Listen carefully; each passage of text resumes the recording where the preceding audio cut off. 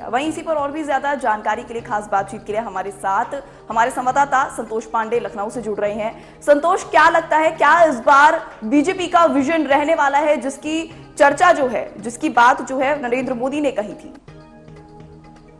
देखिए, निश्चित तौर पर वैष्णो जी, जिस तरह से कल अगर हम प्रधानमंत्री की बात करें तो प्रधानमंत्री का जो भाषण था उसमें बहुत कुछ ऐसी चीजें थी जो देश के लिए और लोगों के लिए समझने की आवश्यकता थी। साथ ही उनके जो सहयोगी दल, अगर हम एनडीए की बात करें तो एनडीए में के भी जो सहयोगी दलों का जो स्तर था उसमें भी कई ऐसी चीजें हैं, क्योंकि जिस तरह से अब की बार कहीं न कहीं भारतीय जनता पार्टी पूर्ण बहुमत की सरकार नहीं बना पाई है, उसको अपने सहयोगी दलों को साथ लेकर के चलना होगा। प्रधानमंत्री का जो भाषण था उसमें उन्होंने कहा कि 2 बार से, ये बात सही है कि प्रधानमंत्री कल 25 से ज्यादा बार एनडीए शब्द का ही नाम लिया है। उन्होंने एक भी बार भारतीय जनता पार्टी का जिक्र नहीं किया है। 25 से ज्यादा बार अपने पूरे भाषण काल में 25 से ज्यादा ऐसा समय आया है जब उन्होंने यही बात दोहराया है कि एनडीए की सरकार। निश्चित तौर पर इसके पहले भी प्रधानमंत्री का जब भाषण होता था, जब वो पूर्ण बहुमत में थे, यानी कि भारतीय जनता पार्टी जब पूर्ण बहुमत में थी,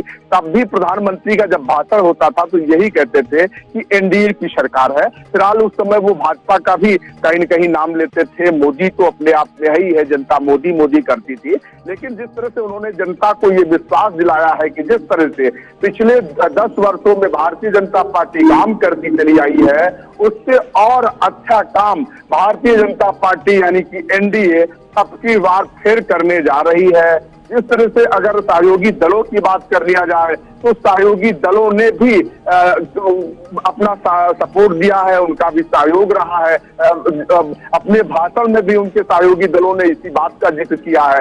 निश्चित तौर पर देश के लिए देखना होगा कि किस तरह से ये एनडीए की सरकार आने वाले समय में 5 साल चल पाती है, क्योंकि जनता को भी कहीं न कहीं सस्पेंस है।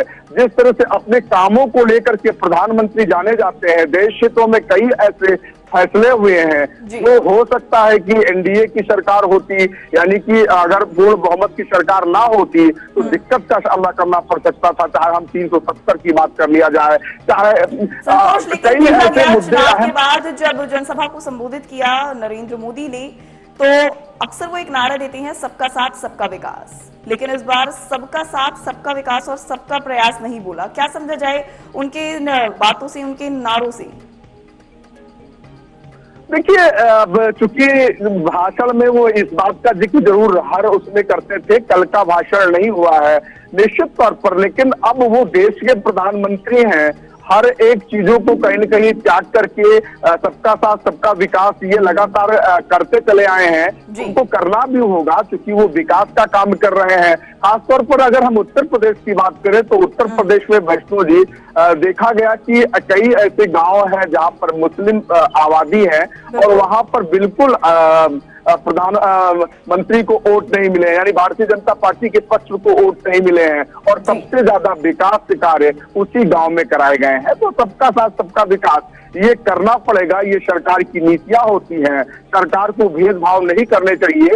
लोकतंत्र है, लोकतंत्र में अगर हम बात करें तो ये सरकारें आती जाती रहती है, लोग चेंज करते रहते हैं। जो अच्छा काम करता है उसको अपने नेता को चुनने का भी काम किया जाता है। तो बहुत ही महत्वपूर्ण दिन कल का होने वाला है जब तीसरी बार प्रधानमंत्री नरेंद्र मोदी अपने पद की शपथ लेंगे। और साथ ही अब देखने वाली बात वैष्णो जी ये होगी तो उनके साथ में उनके पार्टी के यानी भारतीय जनता पार्टी के कितने ऐसे मंत्री होते हैं जो उनके साथ में शपथ लेते हैं और साथ ही सहयोगी दलों के कितने ऐसे लोग हैं जो इनके साथ में शपथ लेते हैं। ये देखने वाली बात होगी और अहम भी होगा।